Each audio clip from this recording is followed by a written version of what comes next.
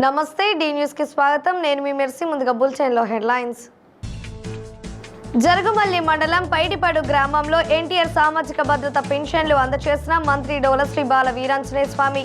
P4 బంగారు కుటుంబం ద్వారా రాష్ట్రంలో పేదరికం రూపుమాపేందుకు ముఖ్యమంత్రి నారా చంద్రబాబు నాయుడు కృషి చేస్తున్నారని వెల్లడించిన మంత్రి స్వామి. నగరంలోని పలు బైపాస్ కూడలిలో జోరుగా సాగుతున్న బైక్ రేస్లు. కొప్పోలు ఫ్లైఓవర్ వద్ద బైక్ రేస్ కు సిద్ధమవుతున్న యువకులను అదుపులోకి తీసుకుంటున్నట్లు వెల్లడించిన ఒంగోలు డీఎస్పీ రాయపాటి శ్రీనివాసరావు.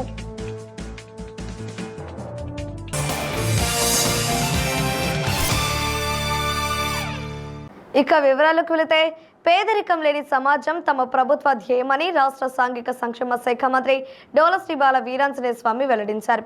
P4 బంగారు కుటుంబం ద్వారా రాష్ట్రంలో పేదరికం రూపుమాపేందుకు ముఖ్యమంత్రి నారా చంద్రబాబు నాయుడు కృషి చేస్తున్నారని తెలిపారు.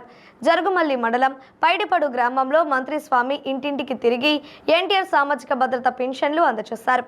అనంతరం మంత్రి మాట్లాడుతూ రాష్ట్రం ఆర్థికంగా ఇబ్బందుల్లో ఉన్న ప్రతి నెల 1వ తేదీ సామాజిక భద్రత పెన్షన్లు అందిస్తున్న విషయాన్ని స్వామి ప్రస్తావించారు. రాష్ట్రంలోని 63 లక్షల మందికి 2,722 కోట్ల రూపాయలు పెన్షన్ల కింద లబ్ధిదారులకు అందిస్తున్నట్లు వివరించారు. సమాజంలో 10% ఉన్న ధనవంతులు 20% ఉన్న పేదలను అభివృద్ధి చేసేందుకు ముందుకు రావాలని కోరారు.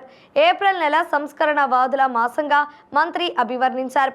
అంబేద్కర్, జగజీవన్ రామ్, చంద్రబాబు వంటి సామాజికవేత్తలంతా ఏప్రిల్ నెలలో పుట్టిన విషయాన్ని మంత్రి స్వామి వెల్లడించారు.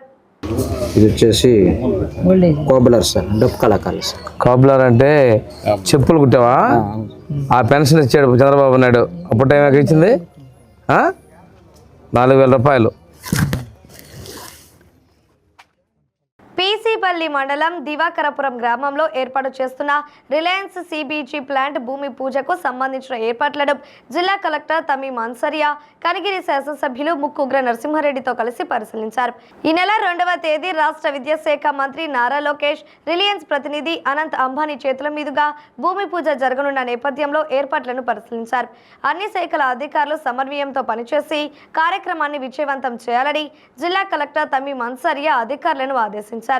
రిలయన్స్ CBG ప్లాంట్ భూమి పూజ కార్యక్రమానికి రాష్ట్ర విద్యాశాఖ మంత్రి వస్తున్న సందర్భంగా అన్ని శాఖల అధికారులు సమన్వయంతో వ్యవహరించాలని సూచించారు.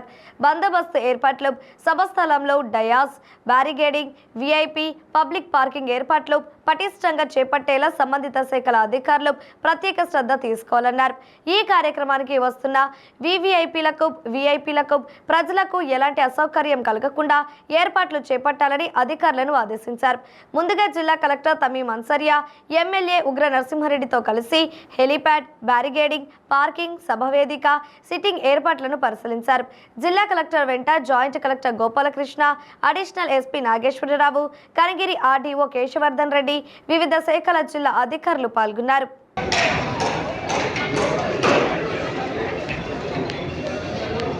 వారు వస్తున్న వారిని 6 మండల్స్ ఉన్నాయి. సో ఎన్క్లోజర్స్ ఇక్కడ పెట్టేసి ensure that me field assistant, me DRDA నుంచి కూడా ఒక్కొక్క గ్యాలరీకి 2 ఉండేటట్టు, మీ డిపార్ట్మెంట్ నుంచి మీ డిపార్ట్మెంట్. సో ఎందుకంటే ప్రోగ్రామ్ 2 hours జరుగుతున్నాయి. దాంట్లో ఒంగోలు నగరం వేగంగా అభివృద్ధి చెందుతుంది. అంతే స్థాయిలో యువత తీరులో మార్పు వస్తుంది. ఇప్పటి వరకు పెద్ద పెద్ద సిటీలకే పరిమితమైన బైక్ రేస్ ఒంగోలును తాకింది. ఒంగోలులోని Koppolu flyover bridge, Mangamma college bypass road bike race కు పాయింట్లుగా పెట్టుకొని ఎవరికి అనుమానం రాకుండా నిర్వాహకులు నిర్వహిస్తున్నారు. బైక్ రేస్ మోజులో ఉన్న యువత రై రైమంటూ రేస్ స్పాట్ కు చేరుకుంటున్నారు. బైక్ రేస్ కల్చర్ పసికట్టిన పోలీసులు, ఒంగోలు డీఎస్పీ రాయపాటి శ్రీనివాసరావు పర్యవేక్షణలో పోలీసు బృందాలు రంగంలోకి దిగాయి. కొప్పోలు ఫ్లైఓవర్ వద్ద బైక్ రేస్ కు సిద్ధమవుతున్న యువకులను గుర్తించి పోలీసులు వారిని అదుపులోకి తీసుకున్నారు. బైక్ రేస్ కు సిద్ధమైన వారి తల్లిదండ్రులను కూడా పిలిపించి కౌన్సిలింగ్ ఇచ్చినట్లు ఒంగోలు డీఎస్పీ రాయపాటి శ్రీనివాసరావు తెలిపారు. తాము పదే కౌన్సిలింగ్ ఇవ్వమని, ఈసారి బైక్ రేస్ కు సిద్ధమైతే చట్ట ప్రకారం చర్యలు తీసుకుంటామని హెచ్చరించారు. బైక్ రేస్ అనేది ప్రాణాలతో ముడిపడి ఉందని, తల్లిదండ్రులు తమ పిల్లలకు బైక్లు ఇవ్వొద్దని కోరారు. ఇలాంటి వాటిలో కేసులు అయితే భవిష్యత్తులో వారికి ప్రభుత్వ, ప్రైవేట్ ఉద్యోగాలు రావని హెచ్చరించారు. కొప్పోలు ఫ్లైఓవర్ దగ్గర మంగమ్మ కాలేజీ ఏరియాలో కొంతమంది యూత్ బైక్ రేసెస్ కండక్ట్ చేస్తూ ఉన్నారు. అది వాళ్ళ లైఫ్ రిస్క్ తోటి ముడిపడి ఉన్నటువంటి అంశం. తల్లిదండ్రులు కూడా మీరు మీ పిల్లల్ని మైనర్స్ అయినట్లయితే కనుక వాళ్లకు వెహికల్స్ ఇవ్వకుండా ఉంటే మంచిది. ఇలాంటి రేసుల్లో పాల్గొని లైఫ్ రిస్క్ అవుతుంది. తర్వాత పోలీస్ కేసులు అయినట్లయితే చదువుకునేటటువంటి వాళ్ళైతే రేపు వాళ్ళ భవిష్యత్తులో గవర్నమెంట్ ఎంప్లాయ్మెంట్కైనా లేదంటే ప్రైవేట్ ఎంప్లాయ్మెంట్కి కూడాను ఇది అడ్డంకిగా మారే అవకాశం ఉంది. మేము నిన్న కూడాను అంటే 31వ తేదీ కూడాను కొప్పోల్ ఫ్లైఓవర్ దగ్గర రైసింగ్కి వచ్చినటువంటి కొంతమందిని హోల్డ్ చేయటం జరిగింది. వాళ్ళందరినీ కూడాను వాళ్ళ పేరెంట్స్ను పిలిపించి కూడాను కౌన్సిలింగ్ ఇవ్వటం జరిగింది. అయితే పదే రిపీటెడ్గా కౌన్సిలింగ్ ఇచ్చుకుంటూ పోవటం అయితే కుదరదు. ఇక మీదట లీగల్ యాక్షన్ కూడా ఉంటుంది. కనుక తల్లిదండ్రులు గమనించాలా, యూత్ కూడాను ఇది గమనించి అది మానుకుంటారని చెప్పేసి ఆశిస్తున్నాను. జిల్లాలోని 17 మండలాల్లో కరువు ఉన్నట్లు రాష్ట్ర ప్రభుత్వం ప్రకటించింది. ఇందులో 11 మండలాల్లో కరువు తీవ్రంగా ఉండగా మిగిలిన 6 మండలాల్లో పాక్షిక కరువు ఉన్నట్లు వెల్లడించింది. జిల్లాలో 38 మండలాలు ఉండగా 30 మండలాల్లో కరువు ఉన్నట్లు జిల్లా వ్యవసాయ శాఖ ఇక్కడ నుండి ప్రభుత్వానికి నివేదిక సమర్పించింది. కొన్ని రకాల పారామీటర్స్ ఆధారంగా చేసుకొని వాటిలో 17 మండలాల్లో కరువు ఉన్నట్లు ప్రభుత్వం ప్రకటించింది. గత రబ్బీ సీజన్కు సంబంధించి జిల్లాలో సాగు చేసిన పంటలు, వాటి విస్తీర్ణం, దిగుబడులు, వర్షపాతం, భూగర్భ జలాలు, రిజర్వేయర్లు, నీటి మట్టం వంటి వాటిని ఆధారం చేసుకొని రాష్ట్ర ప్రభుత్వం కరువు మండలాలను ప్రకటించింది. రాష్ట్ర వ్యాప్తంగా 51 కరువు మండలాలు ప్రకటిస్తే అందులో ప్రకాశం జిల్లాకు సంబంధించి 17 మండలాలు ఉన్నాయంటే జిల్లాలో కరువు తీవ్రత ఏ విధంగా ఉందో అర్థం చేసుకోవచ్చు. జిల్లాలోని పుల్లల చెరువు, దొనకొండ, బేస్తవారిపేట, వెలిగండ్ల, కురిచేడు, మర్రిపూడి, కంబం, తర్లుపాడు, పెద్దారవీడు, సంతనూతలపాడు, ఒంగోలు మండలాల్లో తీవ్ర కరువు పరిస్థితులు ఉన్నట్లు ప్రభుత్వం ప్రకటించింది. కొనకనమిట్ల, మార్కాపురం, సిఎస్పురం, పామూరు, రాచర్ల, చీమకుర్తి మండలాల్లో పాక్షిక కరువు ఉన్నట్లు ప్రభుత్వం ప్రకటించింది. రాష్ట్ర ప్రభుత్వం కరువు మండలాలను ప్రకటించిన నేపథ్యంలో జిల్లాలోని రైతాంగానికి కలిగే ప్రయోజనాల గురించి జిల్లా వ్యవసాయ శాఖ అధికారి శ్రీనివాసరావు వివరించారు. ముఖ్యంగా ప్రకాశం జిల్లాలో రబీ సీజన్లో సాగు చేసినటువంటి 38 మండలాల్లో సాగు చేసినటువంటి వివిధ రకాల పంటలు మరియు వాటి యొక్క విస్తీర్ణము, వాటి యొక్క దిగుబడి, వర్షపాతము, అదేవిధంగా గ్రౌండ్ వాటరు అంటే నీటి మట్టం ఎంత ఉందనేది, రిజర్వాయర్లలో ఎంత నీటి మట్టం ఉంది, అదేవిధంగా వెజిటేషన్ ఏ విధంగా ఉంది, అదేవిధంగా మాయిశ్చర్ ఎట్టగా ఉంటుంది అనేది ఈ బేస్ చేసుకొని మన జిల్లాలో ఉన్నటువంటి 38 మండలాలకు గాను 17 మండలాలని కరువు మండలాలుగా ప్రభుత్వం అనేది ప్రకటించడం జరిగింది. దీంట్లో ఈ 17లో కూడా 11 మండలాలు తీవ్రమైన కరువు మండలాలు, అదేవిధంగా ఒక 6 మండలాలు మధ్యస్థ మండలాలుగా మనకి ప్రభుత్వం వారు అంటే మనం 38 మండలాలు కానీ 30 మండలాలు కరువు మండలాలు ప్రకటించవలసిందిగా ప్రపోజల్ పంపించినాం. మనకిచ్చిన ఈ ఇండికేటర్స్ ఇప్పుడు చెప్పినటువంటి ఇండికేటర్స్ బేస్ చేసుకొని 30 మండలాలు మనం డిక్లేర్ చేయవలసింది పంపితే మనకి 17 మండలాలని కరువు మండలాలుగా ప్రకటించడం జరిగింది. ముఖ్యంగా మనకి ఈ కరువు మండలాలు ప్రకటించడం వల్ల రైతులకు జరిగేటటువంటి ప్రయోజనాలు ఏంటి? ముఖ్యంగా రైతులు క్రాప్ లోన్ తీసుకున్న వాటిని మనకి రెన్యువల్ చేయటం అనేది జరుగుతుంది. తొందరగా లేకుండా ఇమీడియట్గా వాటిని టైం మనకి చేయటం జరుగుతుంది. అదేవిధంగా కరువు కింద మనకి ఎక్కువ పరిదినాలు కల్పించేదానికి ప్రభుత్వం వారు అవకాశం కల్పిస్తారు. అదేవిధంగా డ్రింకింగ్ వాటర్ కూడా ప్రత్యేకమైన ఫండ్స్ అనేది ఇవ్వటం అనేది జరుగుతుంది. ముఖ్యంగా వ్యవసాయానికి సంబంధించి ఈ పంటలు రబీలో సాగు చేసిన పంటలు ఏవైతే ఉన్నాయో వాటిని ఎన్యూమరేషన్ చేసి మనము వాటిని పంపినట్లయితే కరువు కింద మనకి డిక్లేర్ చేశారు కాబట్టి ఇన్పుట్ సబ్సిడీ అనేది రైతులకి అందే అవకాశం ఉందని తెలియజేస్తా ఉన్నాం. ఇప్పుడే తెలియదండి, మనం ఎన్యూమరేషన్ చేయాలా. ప్రభుత్వం నుంచి మనకి ఎన్యూమరేషన్ చేయవలసిందిగా ప్రభుత్వం ఉత్తర్వులు జారీ చేస్తుంది. అదేవిధంగా మనకేంటంటే ఆల్రెడీ రబీలో మనం ఈ పంట అనేది మనం చేయటం జరిగింది కాబట్టి రబీలో సాగు చేసిన పంటలన్నింటినీ దాని ఆధారంగా మనం ఎన్యూమరేషన్ చేసి పంపడం జరుగుతుంది. దగ్గర 3,99,000 హెక్టేర్లలో మనం సాధారణ విస్తీర్ణం అండి.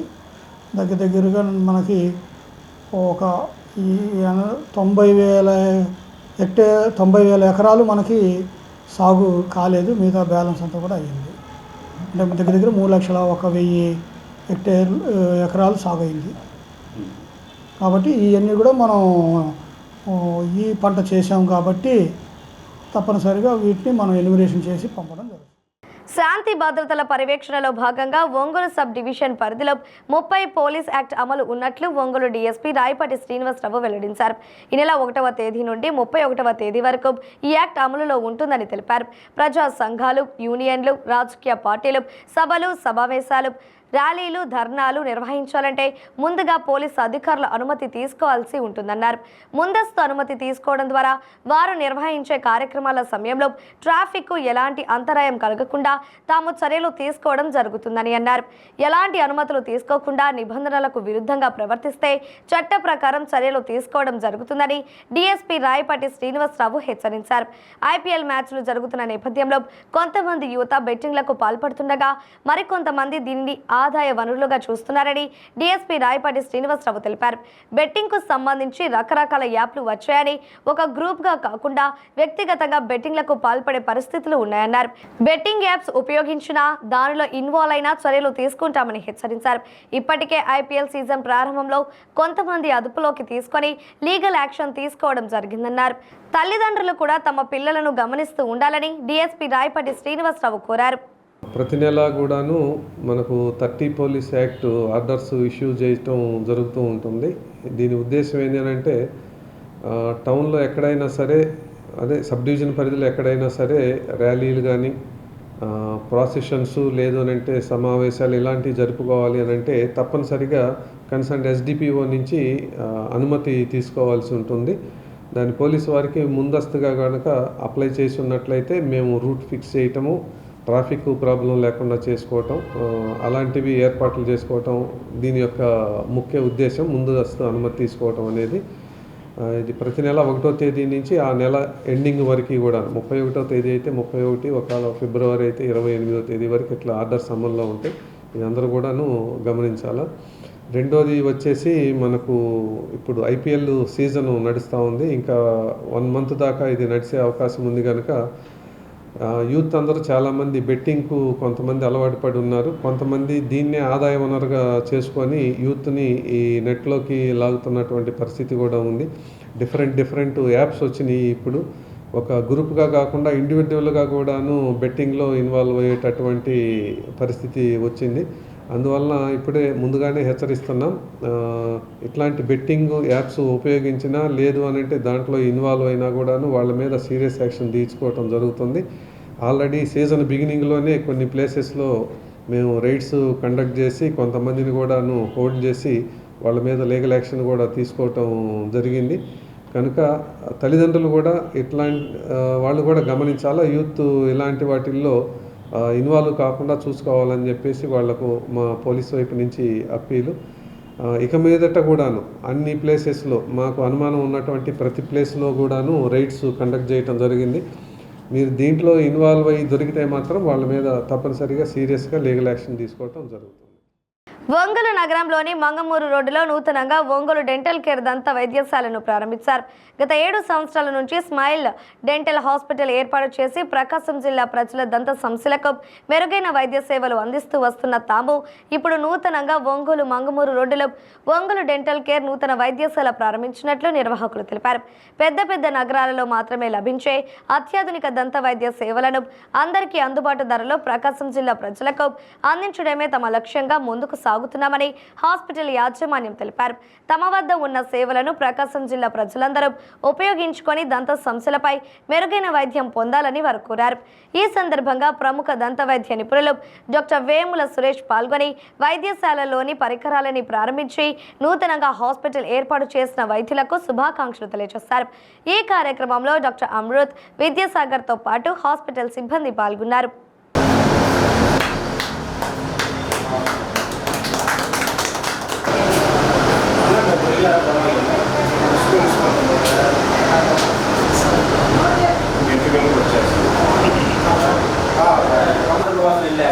బాగా చేస్తున్నారు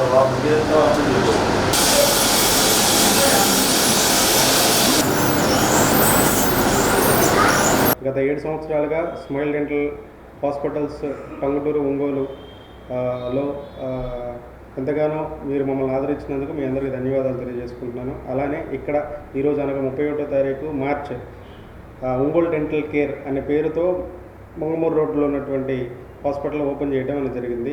ఈ గత 7 సంవత్సరాలుగా మమ్మల్ని మీరు ఎంతగానో ఆదరిస్తున్నందుకు అట్లానే ఈ హాస్పిటల్ను కూడా మీరు ఆదరిస్తారని మనస్ఫూర్తిగా కోరుకుంటున్నాము.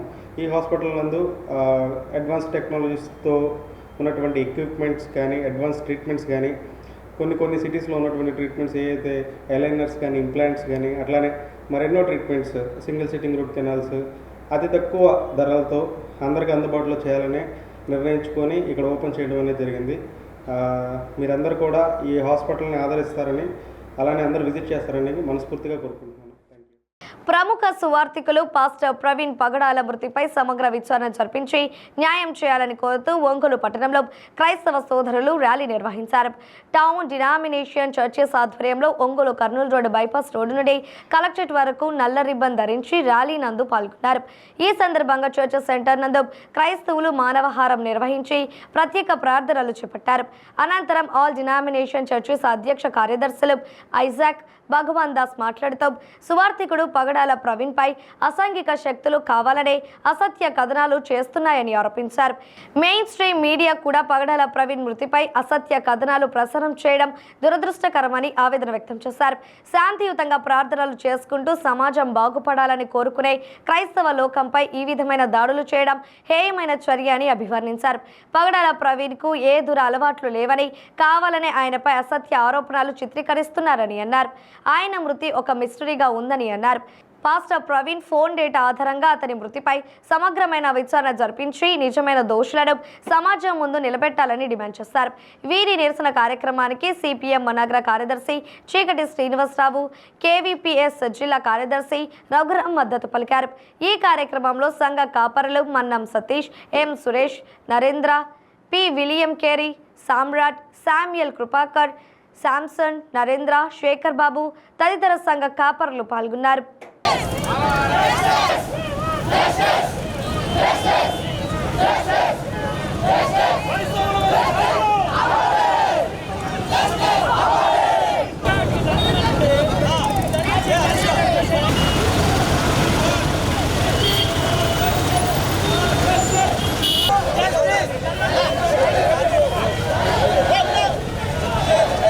స్పందన క్రైస్తవ సమాజంలో చాలా ఎక్కువగా ఉంది. అంటే ప్రవీణ్ పగడాల మరణము అనుమానాస్పదంగా అన్ని వీడియోల్లో కనబడుతూనే ఉంది. ప్రజల విశ్లేషణ మనం గమనిస్తున్నాం, వీడియోల విశ్లేషణ గమనిస్తున్నాం. వాటి ద్వారా అనుమానాలు రోజు రోజుకి పెరుగుతూ ఉన్నాయి.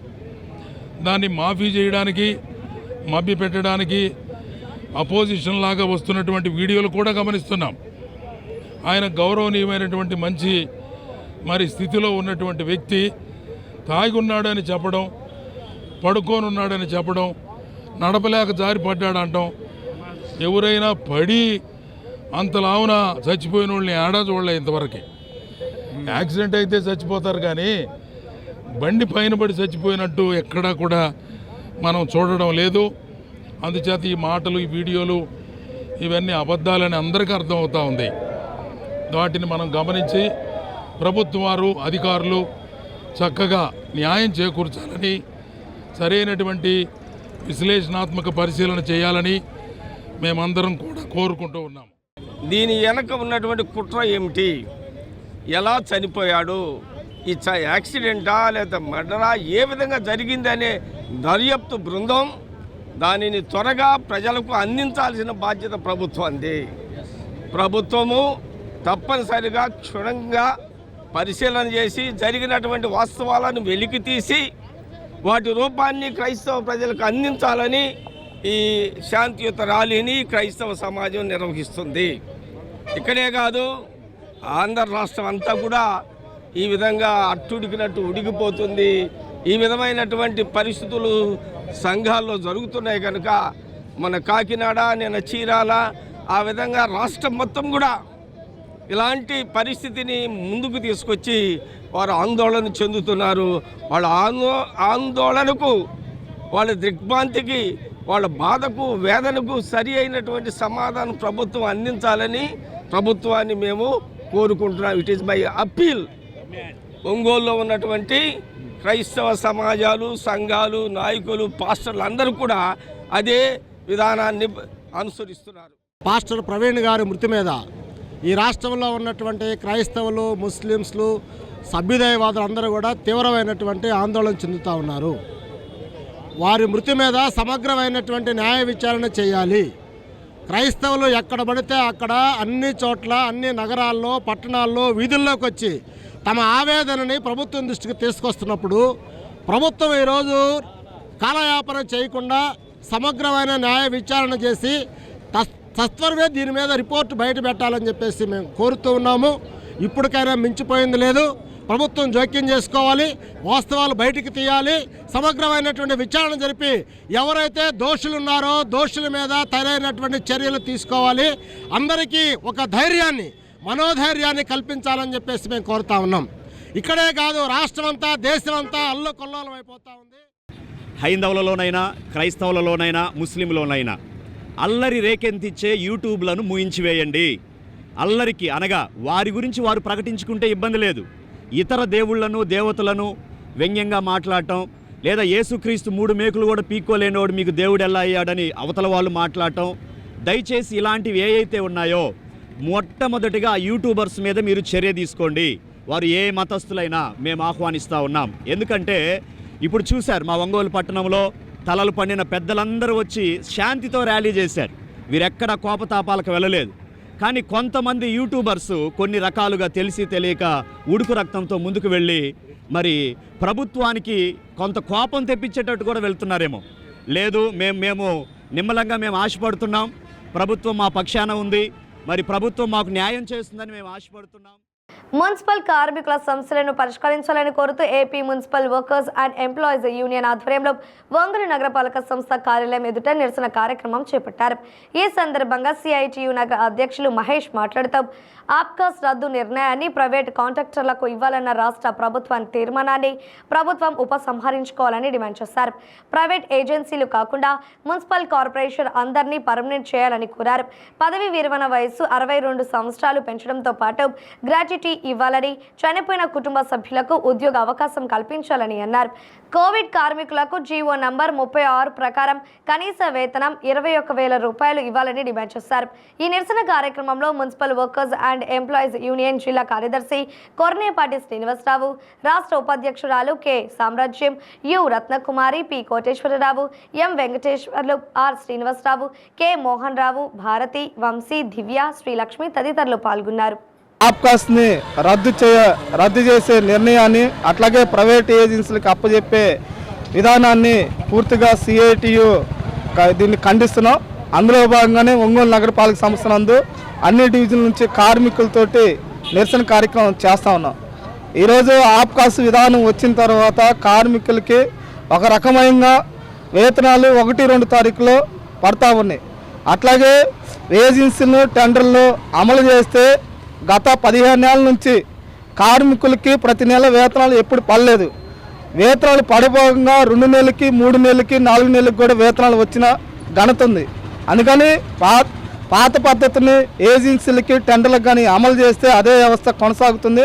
అట్లాగే పిఎఫ్, ఈఎస్ఐ కూడా వాళ్ళకి పూర్తి స్థాయిలో కట్టరు, లోకల్ ఉన్న ఏజెన్సీలు కానీ, టెండర్లు కానీ. అందుకని చెప్పేసి కార్మికుల్ని అభివృద్ధి చేయాలన్నా, ముందుకు తీసుకోవాలనుకుంటే వాళ్ళని పర్మనెంట్ చేయండి, లేదంటే కనీస వేతనం, సమాన పనికి సమాన వేతనాలు ఇవ్వాలని చెప్పేసి, అందుకని చెప్పేసి లోకల్ ఏజెన్సీలకి ఇచ్చే విధానాన్ని మేము సిఐటిగా పూర్తి స్థాయిలో దీన్ని ఖండిస్తున్నాం. ఇప్పటికైనా ప్రభుత్వం ఆ నిర్ణయాన్ని వెనక్కి తీసుకోవాలని, లేదంటే రానున్న రోజుల్లో కార్మికులు అందరం కూడా ఐక్యం చేసేసి పోరాటానికి సన్నద్ధం చేస్తామని చెప్పేసి తెలియజేస్తాం. రాష్ట్ర ప్రభుత్వం, రాష్ట్ర మంత్రివర్గం ఫిబ్రవరి 6వ తారీఖున ఆప్కాస్ విధానాలను రద్దు చేసి వివిధ శాఖల్లో ఉన్న డిపార్ట్మెంట్లకు ప్రైవేట్ ఏజెన్సీలకి అప్పచెప్తామని 6వ తారీఖున వార్తల్లో అలాగే పత్రికల్లో రావడం జరిగింది. దీన్ని వ్యతిరేకిస్తూ మేము గత నెలలో వివిధ రూపాల్లో ఆందోళన చేశాము. చెలో విజయవాడ కార్యక్రమం చేశాము, అలాగే ఒంగోలు నగరపాలక సంస్థ వద్ద ధర్నాలు చేశాము. కానీ రాష్ట్ర ప్రభుత్వం ఎలాంటి స్పందన లేదు. ఈరోజు ప్రతి నెల 1-2 తారీఖుల్లో జీతాలు వచ్చే ఈ ఆప్కాస విధానం తీసేసి ప్రైవేటు వ్యక్తులకు అప్పచెప్తే నెలల తరబడి 1 నెల 2 నెలలు అనేది లేకుండా వేతనాలు సక్రమంగా రావు, పిఎఫ్ సరిగ్గా కట్టరు. ఈరోజు మళ్ళీ కార్మికుల్ని వెనక్కి నెట్టే ప్రయత్నం ఈరోజు రాష్ట్ర ప్రభుత్వం, కూటమి ప్రభుత్వం చేస్తూ ఉంది. అందుకని ఈ ఆప్కాస్ విధానాన్ని కొనసాగించాలి. ఆప్కాస్ రద్దు చేస్తే మున్సిపల్ కార్మికులందరినీ పర్మనెంట్ చేయాలని మేము డిమాండ్ చేస్తా ఉన్నాం. 279 జీవో వచ్చినప్పుడు ఈ కూటమి ప్రభుత్వం 279 జీవో తీసుకొచ్చి అనేక మంది ప్రాణాలను పట్టబెట్టుకుంది. ఇప్పుడు ఆ ప్రభుత్వము ఏదో ఆప్కాస్ ఇస్తే ఈరోజు మళ్ళీ ఆప్కాసం రద్దు చేసి ప్రైవేటు ఏజెన్సీకి ఇవ్వాలని పూనుకుంటుంది. కాబట్టి ఇది సరైనది కాదని చెప్పి మేము దశల వారీగా మేము పోరాటం సిద్ధం చేస్తున్నాము. కానీ ఆప్కాస్ ఏదైతే పేపర్ ప్రకటన ఇచ్చిందో అదేవిధంగా పేపర్ను మాకు వెనక్కి తీసుకోవాలని కోరుతున్నాము. లేదు ఇది ఏజెన్సీకి ఇస్తే పేర్లు తీసేస్తారు, వాళ్ళు ఇష్టాసారంగా వ్యవహరిస్తారు. ఏజెన్సీ వచ్చిన తర్వాత పని భద్రత ఉండదు, అలాగే కార్మికులు తగ్గిస్తారు. అలాగే 62 సంవత్సరాల కన్నా వాళ్ళు 60 సంవత్సరాలకి అని చెప్పి జీవోలు ఇచ్చారు. కానీ ఇప్పటి వరకు ఏ ఇబ్బంది లేకుండా ఆప్కాస్లో ఉంటుంటే కార్మికులను తగ్గించినా కూడా పోయి అక్కడ అడిగితే పెట్టుకునే విధంగా ఉన్నారు. ఏజెన్సీకి వస్తే మాత్రం అది జరిగే పని భద్రత లేదు కాబట్టి భయంతో మేము ఆందోళన చేపడుతున్నాము. ఎస్సీ వర్గీకరణ కోసం దశాబ్దాల పోరాటం చేసి వాటి ఫలాలను సాధించే క్రమంలో ఎంఆర్పీఎస్ వ్యవస్థాపకులు మందకృష్ణ మాదిగను విమర్శిస్తే ఊరుకునేదే లేదని జిల్లా నాయకులు తెలిపారు. కృష్ణ మాదిగ జోలికి వస్తే ఖబర్దార్ అంటూ జిల్లా నాయకులు మూకమ్ముడిగా హెచ్చరికలు జారీ చేశారు. ఒంగోలులోని అంబేద్కర్ భవనంలో ఏర్పాటు చేసిన మీడియా సమావేశంలో ఎంఎస్పీ జిల్లా అధ్యక్షుడు తొరటి ఆనంద్ మాదిగ, ఎంఆర్పీఎస్ జాతీయ ఉపాధ్యక్షుడు బుడంగుండ్ల లక్ష్మీ నార్సయ్య మాదిగ, ఎంఆర్పీఎస్ జిల్లా అధ్యక్షుడు జలదంగి నరసింహరావు మాదిగ, బాపట్ల జిల్లా అధ్యక్షుడు దుడ్డు వందనం మాదిగ మాట్లాడుతూ ఎస్సీ వర్గీకరణపై ప్రధాని నరేంద్ర మోదీ సానుకూలంగా స్పందించారని, ముఖ్యమంత్రి నారా చంద్రబాబు నాయుడు కూడా వర్గీకరణ ద్వారా సామాజిక న్యాయం జరుగుతుందని విశ్వసిస్తూ ముందుకు సాగుతున్నారని తెలిపారు. అయితే ఎస్సీ వర్గీకరణ ఉద్యమ ప్రారంభంలో పనిచేసి ఆ తర్వాత ఉద్యమ వ్యవస్థాపకులు మందకృష్ణ మాదిగను విమర్శించడాన్ని తీవ్రంగా తప్పుపట్టారు. వైకాపా అధ్యక్షుడు జగన్మోహన్ రెడ్డి ఎస్సీ వర్గీకరణ విషయంలో ద్వంద్వ వైఖరి అవలంబిస్తున్నారని మండిపడ్డారు. ఎస్సీ వర్గీకరణ బిల్లు మండలి సభకు వస్తే ఎందుకు ప్రతిపాదించలేదని ప్రశ్నించారు. వైకాపాలోని మాదిగ ప్రజాప్రతినిధులు జగన్ వైఖరిని ఎండగడుతూ బయటకు రావాలని, లేకుంటే మాదిగలు తగిన బుద్ధి చెబుతారని హెచ్చరించారు.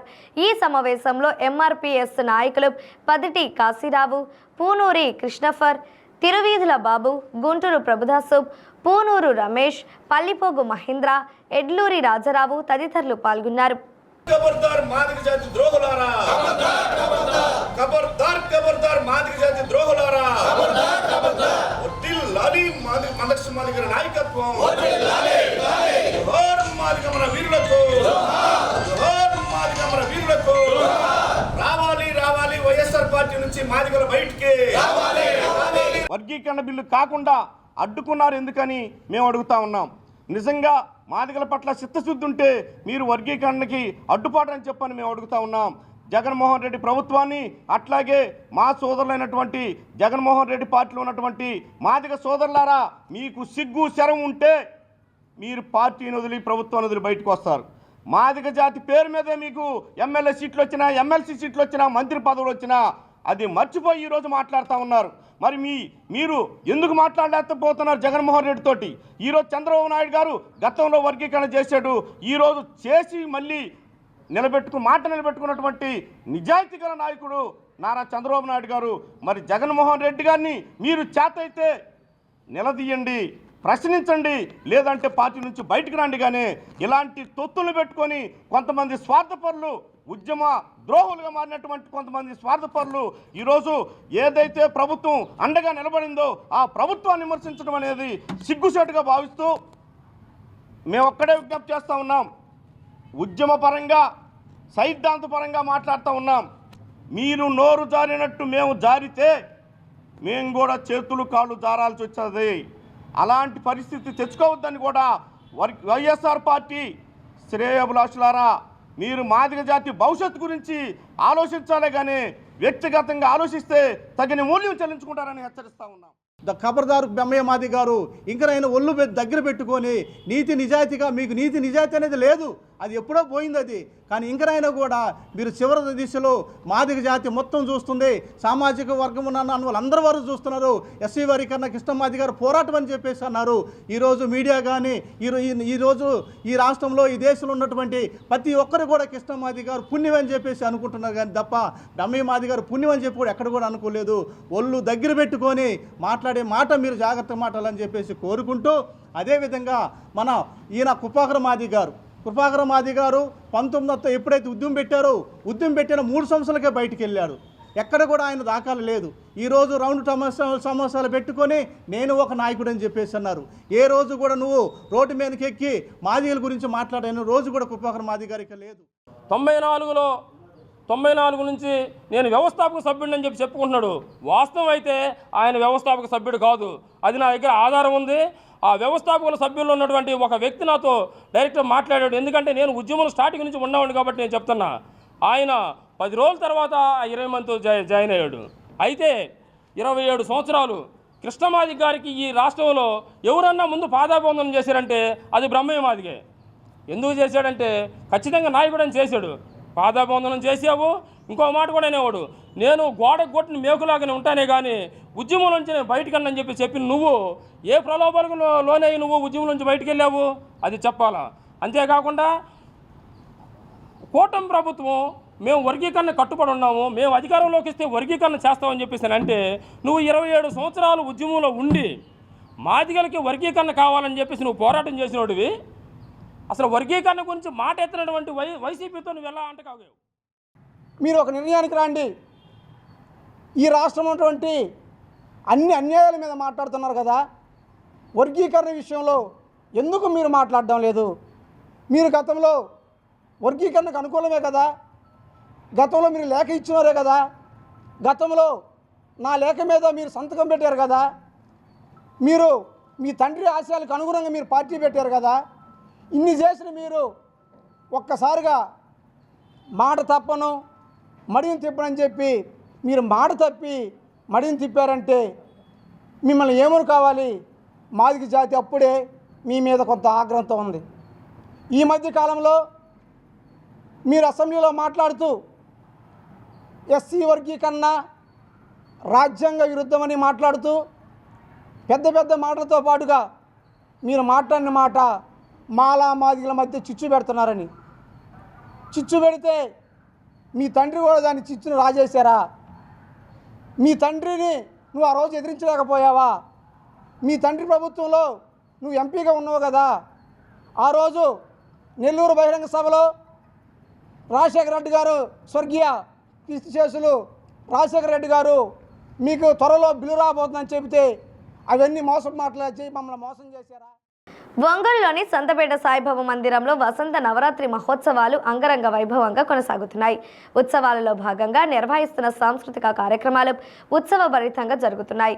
ప్రముఖ ఆధ్యాత్మిక ఉపన్యాసకులు పొన్నూరు వెంకట శ్రీనివాసులు వసంత నవరాత్రి వైభవంపై చక్కటి సందేశం అందజేశారు. ఉగాది ప్రారంభంలోనే అమ్మవారిని ప్రకృతి స్వరూపిణిగా భావించి అమ్మవారి ఆరాధన చేయడం వల్ల సమస్త శుభాలు కలుగుతాయన్నారు. దేవి శరన్నవరాత్రి మహోత్సవాలు అలాగనే 9 రోజులు అమ్మవారిని 9 రూపాల్లో ప్రతిష్ఠించి అమ్మవారిని వసంత నవరాత్రుల్లో కూడా ఆరాధన చేయాలని కోరారు.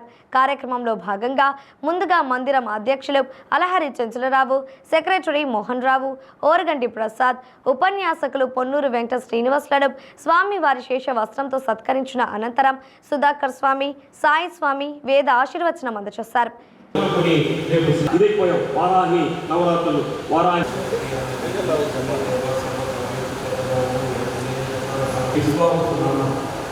సంవత్సరం కార్యక్రమాన్ని ప్రారంభించుకున్నాం.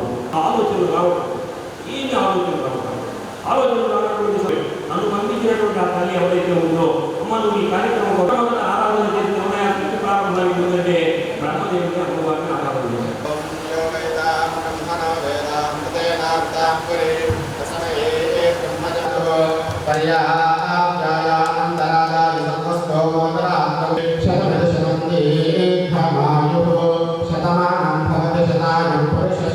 సూర్యోదయే సతి అని శ్లోకం ద్వారా చెప్పారు. ఈ సృష్టి ప్రారంభానికి ముందు బ్రహ్మదేవుడు కూడా ఒక ముహూర్తాన్ని పెట్టుకొని మనం ఏ కార్యక్రమం చేయాలన్నా సరే ఒక మంచి ముహూర్తాన్ని పెట్టుకుంటాం. ఆ ముహూర్తాన్ని పెట్టుకోవడానికి తెలియజేసేదే పంచాంగం. కాబట్టి మనం ఈ పంచాంగము అంటే ఏమిటంటే పంచాంగం అంటే ఏమిటయా అని చాలామంది కూడా హాస్యంగా కూడా మాట్లాడుకుంటారు. ఇది వార నక్షత్ర యోగకరణం అంటే ఈ 5 రకాల గురించి తెలియజేసేటటువంటిదే పంచాంగం. అంటే తిథి, వారం, నక్షత్రం, యోగం, కారణం ఇవన్నీ ఎప్పుడైతే కలిసి ఉంటాయో అది శుభముహూర్తం అని చెప్పడం జరుగుతుంది. కాబట్టి ఈ 5 విషయాల్ని మనకి ముఖ్యంగా తెలియజేసేది పంచాంగం. కాబట్టి ఆ పంచాంగ శ్రవణానికి ఉన్నటువంటి గొప్పతనాన్ని మన వాళ్ళు గంగా స్నానం చేసి ఎంత పుణ్యం కలుగుతుందో పంచాంగ శ్రవణం వినడం వల్ల కూడా అంతే పుణ్యం కలుగుతుంది అన్నాడు. అయ్యా వినడం మాత్రమే అంత పుణ్యం కలుగుతుందంటే ఎందుకని వినమన్నాడు అంటే వింటే స్థాపయలా సమగ్ర సామ్రాజ్యే మాంతస్థల చరణ యుగం ఉంచాలి నాగం ఉంచాలి నైవం ఉంచాలి అని అమ్మ పాలం ఉంచినా నువ్వే నీటం ఉంచినా ఎలా ఉంచినా సరే నాకు మంచిని చేసినా సరే నాకు ఏదైనా చెడుగా చేసినా సరే ఏది జరిగినా సరే నాకు కన్నీళ్ళు వచ్చినా నీ అనుగ్రహంగానే భావిస్తాను. నాకు ప్రేమైనటువంటి ఆనందం కలిగినా సరే నీ ఆజ్ఞగానే నేను భావిస్తాను తల్లి అని చెప్తూ చేసేటటువంటి ఈ వసంత నవరాత్రులు. కాబట్టి ఇప్పుడు ప్రకృతికి స్వరూపంగా అమ్మవారిని మనం ఆరాధిస్తున్నాం. కాబట్టి ఈ వసంత నవరాత్రులు కూడా మనం చేసుకుంటూ ఉన్నాం. దీంట్లో ముఖ్యంగా సృష్టి ప్రారంభమైనటువంటి రోజు. ఇవి బులెటిన్లోని విశేషాలు. తిరిగి మరో బులెటిన్లో కలుద్దాం. అప్పటి వరకు keep watching the news Ongole.